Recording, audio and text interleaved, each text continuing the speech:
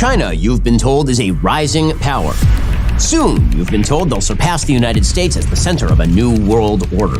Their annual gross domestic product averaged 9% growth from 1989 to 2022. Their standing military has 2 million active personnel. Their tentacles reach into Africa, the Middle East, South America. The real story of China is far, far scarier because China is a power in a state of inevitable collapse. The only question is when and how much damage they'll do before the Chinese regime implodes. That's because China has at least 5 serious problems.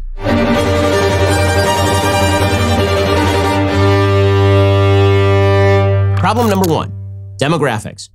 China is currently, according to geopolitical strategist Peter Zeihan, the fastest aging society in all of human history. A healthy demographic chart in terms of age looks something like a pyramid.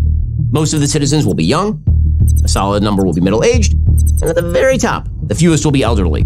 Even in 2000, the warning signs were clear in China. You can see the dramatic lack of people in the 9 and below group.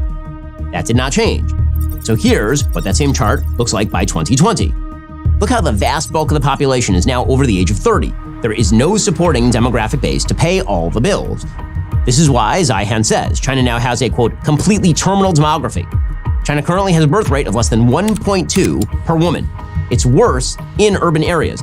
The decline of Chinese birth rates can be attributed to 2 factors. First, the Chinese government's evil one-child policy. Implemented in 1980, ended in 2016, it resulted in 3 to 4% more boys than girls being born thanks to sex-selective abortion and infanticide, families literally killing off female babies in the womb or afterward.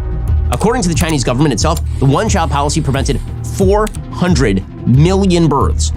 China's population has already peaked. It's now dropping.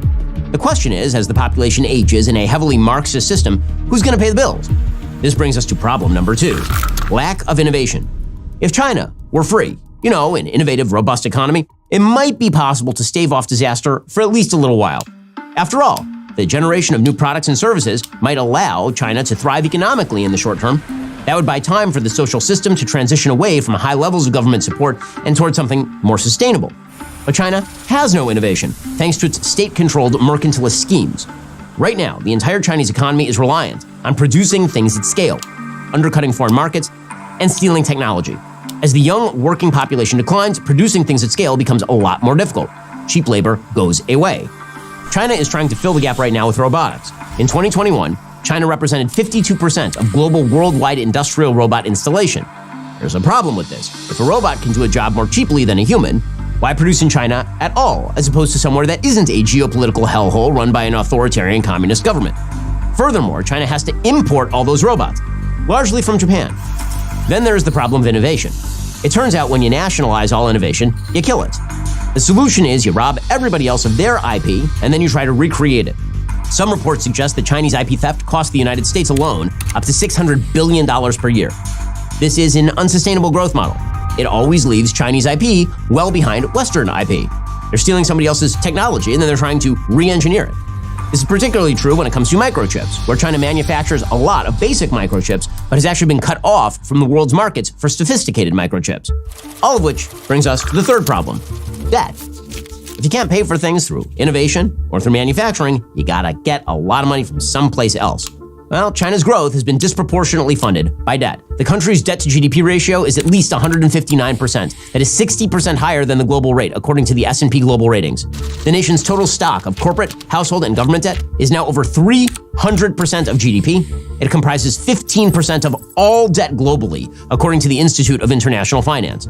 Because Chinese banks are owned by the state, their decision-making is rooted in government interests rather than profitability. That means they're probably carrying trillions of dollars in bad loans. As Professor Antonio Graceffo writes, quote, "It is extremely unlikely that the Chinese Communist Party will be able to solve all of these problems or completely turn the economy around. The Chinese economy is too big and too complex to be able to remedy the deeply ingrained issues that have become endemic." The best visible example of Chinese economic hollowness is its ghost cities, literally cities that are just empty. China is chock-filled with these so-called ghost cities. They include, apparently, up to 65 million empty units of housing. Why did this happen? Well, politicians borrowed insane amounts of money for make-work projects, with the government then encouraging people to put their retirement money into buying empty shells of apartments, assuring them the prices would continue to rise.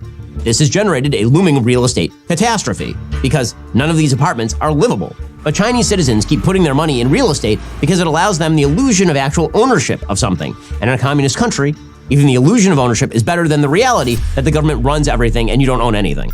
China has yet another problem: military problems. Now, everybody thinks China is a powerful military country, and they kind of are. But with China on the brink economically and demographically, they might be expected to get more aggressive militarily. And again, China does keep threatening surrounding areas, including most prominently Taiwan.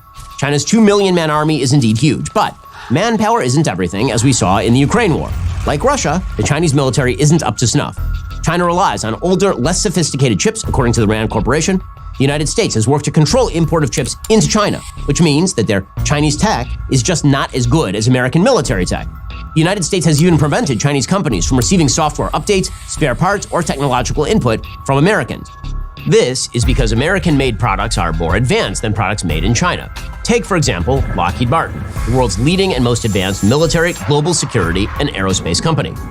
Or Tesla, obviously an exceptionally innovative company. Another example of a company creating advanced products here in the United States is our trusted partner, Genucel. You've heard about Genucel on my daily show. Genucel has great American-made products like their dark spot corrector.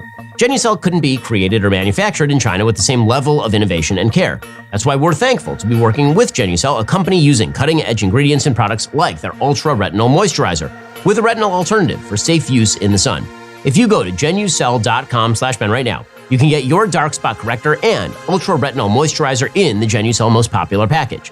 Give it a try. I think you'll love it. If you don't, they're going to give you a 100% money-back guarantee. So head on over to genucel.com/Ben right now. Again, that's genucel.com/Ben. My wife has tried it. My mom has tried it. You're going to enjoy it. You're going to like it. genucel.com/Ben. According to Chris Miller, author of Chip War, China now lags the United States by up to a decade. What's more, China doesn't yet have the capacity to project deep water power.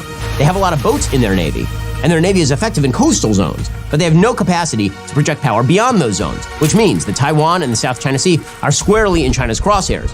Because 92% of all sophisticated microchips are produced in Taiwan, we could see China attempt to blockade the island with the threat of destroying TSMC, that's Taiwan's microchip manufacturing company. Finally, you have problem number 5, dictatorship. Underlying all of these other problems is the biggest one of all. China is a one-party dictatorship. While fools like Thomas Friedman of the New York Times write that, quote, China's one-party autocracy can impose the important policies needed to move a society forward, the reality is the reverse. Because the dictatorship is the be-all end-all, it can't allow the freedom and innovation necessary to grow the country and fix its problem. Instead, dictator Xi Jinping, in an attempt to enshrine his own power, has doubled down, seeking more economic control, more autarky, greater militarism, more carbon-based fossil fuels to push manufacturing growth. China is in very serious trouble. Does this mean that China is going to break apart into a million polities? No, but it means that the current regime is on shaky footing, and that means they are likely to get very aggressive in the near term in an attempt to shore up their foundations, because if they don't, that collapse is going to happen sooner rather than later.